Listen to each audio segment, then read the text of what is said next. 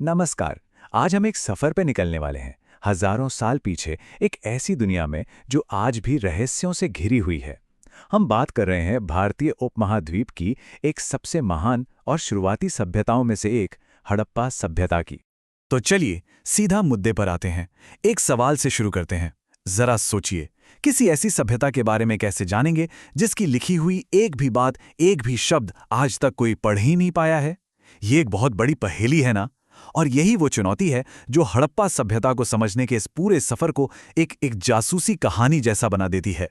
जब लिखने वाले खामोश हो जाते हैं ना, तो उनकी छोड़ी हुई चीजें बोलने लगती हैं। और हमारे पास भी इनके लिखे हुए शब्द तो नहीं हैं, लेकिन सुराग हैं। बहुत सारे सुराग हैं।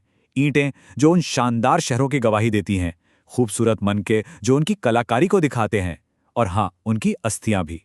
और इन्हीं सुरागों को लेकर हमारे पुरातत्वविद, मतलब आर्कियोलॉजिस्ट, बिल्कुल जासूसों की तरह अतीत के बिखरे हुए टुकड़ों को एक एक करके जोड़ते हैं। देखिए, जब हम मिस्र या मेसोपोटामिया जैसी दूसरी पुरानी सभ्यताओं की बात करते हैं, तो हमारे पास उनके लिखे हुए रिकॉर्ड्स हैं। हम पढ़ सकते हैं कि वो क्या सोचते थे। लेकिन हड़प्पा सभ्यता, वो बिल्कुल खामोश है। उनकी लिपि, उनकी लिखाई आज भी एक बहुत बड़ा रहस्य बनी हुई है। और इसी वजह से हमारे पास जो कुछ भी है वो सब पुरातात्विक सबूत हैं। मतलब वो सारी चीज़ें जो ज़मीन के नीचे से खुदाई में मिली, और हमें उन्हीं से उनकी पूरी दुनिया की तस्वीर बनानी पड़ती है। तो आप चलते हैं कहानी के उस हिस्से में जब इस खोई हुई दुनिया को अचानक से खोज निकाला गया। और यकीन मानिए, ये कोई छोटी मोटी खोज नहीं थी। इसने दक्षिण एशिया के इतिहास को लेकर जो हमारी समझ थी ना, उससे पूरी तरह से हमेशा के लिए बदल कर रख दिया। देखिए, 1920 के दशक से पहले ब्रिटिश औपनिवेशिक दौर में एक आम सोच क्या थी? यही कि भारत के लोग तो कभी सभ्य थे ही नहीं, कि यहाँ हमेशा से बस छोटे मोटे अविकसित कबीले ही रहते आए हैं। पर फिर जमीन के नीचे से कुछ ऐसा निकला जिसने इस पूरी धारणा को, इस पूरी सोच को जड़ से हिलाकर रख दिया। तो कहानी शुरू होती है 1921 में। दयाराम साहनी को हड़प्पा में कुछ मोहरें मिलती हैं। ये थे हमारे पहले सुराग। फिर ठीक अगले ही साल 1922 में राखाल दास बनर्जी मोहनजोदड़ो नाम की एक और बहुत बड़ी जगह खोज निकालते हैं। और बस 2 साल के अंदर 1924 में आर्कियोलॉजिकल सर्वे ऑफ इंडिया के डायरेक्टर जनरल जॉन मार्शल पूरी दुनिया के सामने एक जबरदस्त ऐलान करते हैं कि भारत में एक खोई हुई महान सभ्यता मिल गई है। एक ऐसी सभ्यता जो मिस्र और मेसोपोटामिया जितनी ही पुरानी है। और जरा सोचिए, इसका मतलब क्या था? इसका मतलब था कि आज से लगभग 4,500 साल से भी पहले भारत में एक बहुत ही एडवांस्ड, एक शहरी संस्कृति थी। ये लोग कोई मामूली लोग नहीं थे। वो ऐसे शहरों में रहते थे जो पूरी प्लानिंग के साथ बनाए गए थे, जहां सड़कें एक दूसरे को 90 डिग्री के एंगल पे काटती थीं और हर घर में नालियों का बेहतरीन सिस्टम था। इस एक खोज ने भारत के इतिहास को हजारों साल और पीछे धकेल दिया, उसे कहीं ज्यादा पुराना और गौरवशाली बना दिया। तो ठीक है, अब जब कहानी का बैकग्राउंड सेट हो गया है, तो चलिए अपनी जासूसी शुरू करते हैं। देखते हैं कि ये ईंटें, मनके और हड्डियां हमें उस जमाने की जिंदगी के बारे में आखिर बताती क्या हैं। तो एक आर्कियोलॉजिस्ट को खुदाई में मिलता क्या क्या है? उन्हें मिलती हैं ईंटें, फिर मिलते हैं खूबसूरत मनके और गहने, जानवरों और इंसानों की हड्डियां, मिट्टी के बर्तन जिन्हें मृदभांड भी कहते हैं, वो रहस्यमयी मोहरें और तरह तरह के औजार जो पत्थर और धातु के बने होते थे। सच पूछिए तो इनमें से हर एक चीज अपने आप में एक कहानी है। और एक बहुत ही मजेदार बात यह है कि ये इतनी बड़ी सभ्यता कोई रातों रात खड़ी नहीं हो गई थी। इसका धीरे धीरे विकास हुआ था। जो हमें विकसित हड़प्पा सभ्यता दिखती है, उससे पहले एक आरंभिक हड़प्पा का दौर भी था।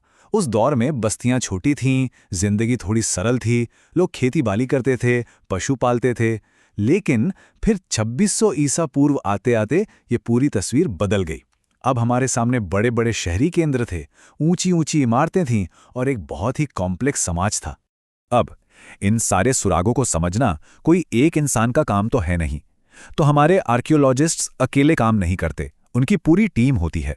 इसमें होते हैं पुरावनस्पतिज्ञ, यानी वो एक्सपर्ट्स जो पुराने पौधों और अनाज के बारे में बताते हैं, और होते हैं पुरा प्राणी विज्ञानी, जो जानवरों की हड्डियों की जांच करके बताते हैं कि हड़प्पा के लोग कौन से जानवर पालते थे या किसका शिकार करते थे। तो चलिए अब इन सभी एक्सपर्ट्स की मदद से और इन सारे सुरागों को जोड़कर उनकी रोजमर्रा की जिंदगी की एक तस्वीर बनाने की कोशिश करते हैं। और किसी भी समाज को समझने के लिए सबसे पहली चीज क्या होती है? उनका खाना पीना, उनकी खेती। तो शुरुआत वहीं से करते हैं। तो हड़प्पा के लोग खाते क्या थे? सबूतों से पता चलता है कि उनकी डाइट काफी अच्छी खासी थी। वो गेहूं, जौ, दालें ये सब उगाते और खाते थे। गुजरात जैसे कुछ इलाकों में तो बाजरे के दाने भी मिले हैं। हाँ, एक बात जरूर है कि चावल के सबूत बहुत ही कम मिले हैं, तो शायद वो उतना पॉपुलर नहीं था। अनाज के अलावा वो भेड़, बकरी, भैंस जैसे जानवर भी पालते थे और मछली भी उनके खाने का हिस्सा थी। और ये लोग सिर्फ खेती नहीं करते थे, इनकी टेक्नोलॉजी कमाल की थी। हमें ना मिट्टी के बने हल्के मॉडल मिले हैं, खिलौने जैसे। इससे साफ पता चलता है कि वो खेत जोतने के लिए बैलों का इस्तेमाल करते थे। फसल काटने के लिए उनके पास पत्थर और तांबे, कांसे जैसे धातु के औजार होते थे। पर एक बहुत ज़रूरी बात याद रखने वाली है, उन्हें लोहे के बारे में नहीं पता था। और क्योंकि वो एक ऐसे इलाके में रहते थे जहां पानी की कमी हो सकती थी, तो उन्होंने सिंचाई के मतलब इरिगेशन के ज़बरदस्त तरीके भी बना लिए थे। और सुनिए, ये सब सिर्फ अंदाजे या थ्योरी नहीं है, हमारे पास हर बात का पक्का सबूत है। जैसे राजस्थान के कालीबंगन में तो हमें सचमुच का एक जुता हुआ खेत मिला है। सोचिए, दूर अफगानिस्तान में एक जगह है शोरतुगई, वहां नहरों के निशान मिले हैं। और गुजरात के धोलावेरा में तो एक बहुत बड़ा पानी का जलाशय मिला है। ये सब चीजें क्या दिखाती हैं? यही कि उनकी इंजीनियरिंग स्किल्स कितनी अविश्वसनीय थीं। तो हमने ईंटों से उनके शहर देख लिए, हड्डियों से उनके खाने के बारे में जान लिया और औजारों से उनकी टेक्नोलॉजी को समझ लिया। मतलब हमने काफी कुछ पता लगा लिया है। लेकिन अब कहानी घूमकर वापस वहीं आती है, उस सबसे बड़ी पहेली पर जो आज तक कोई सुलझा नहीं पाया है। खुदाई में हजारों की तादाद में ये छोटी छोटी मोहरें मिली हैं। ये सेलखड़ी नाम के एक मुलायम पत्थर से बनी हैं। इन पर जानवरों की बहुत सुंदर तस्वीरें हैं और साथ में हैं कुछ निशान, कुछ लिखा हुआ है। शायद ये व्यापार में स्टैम्प की तरह काम आती होंगी। ये हड़प्पा सभ्यता का सबसे आम सुराग है, लेकिन यही सबसे बड़ा रहस्य भी है, क्योंकि इन पर जो भी लिखा है वो आज तक हमारे लिए बस खामोश चिन्ह है। हम इसे पढ़ नहीं सकते। और यहीं पर आकर हमारी ये जासूसी कहानी एक बहुत बड़े सवाल पर रुक जाती है। जरा एक पल के लिए सोचिए, अगर किसी दिन हम इस लिपि को, इस लिखाई को पढ़ पाएं, तो इतिहास के कितने बड़े राज खुल जाएंगे। हमें शायद उनके राजाओं के नाम पता चलें, उनके भगवानों के बारे में पता चले, उनकी कहानियां सुनने को मिलें। ये एक ऐसा रहस्य है जिसके सुलझने का इंतजार शायद पूरी दुनिया कर रही है।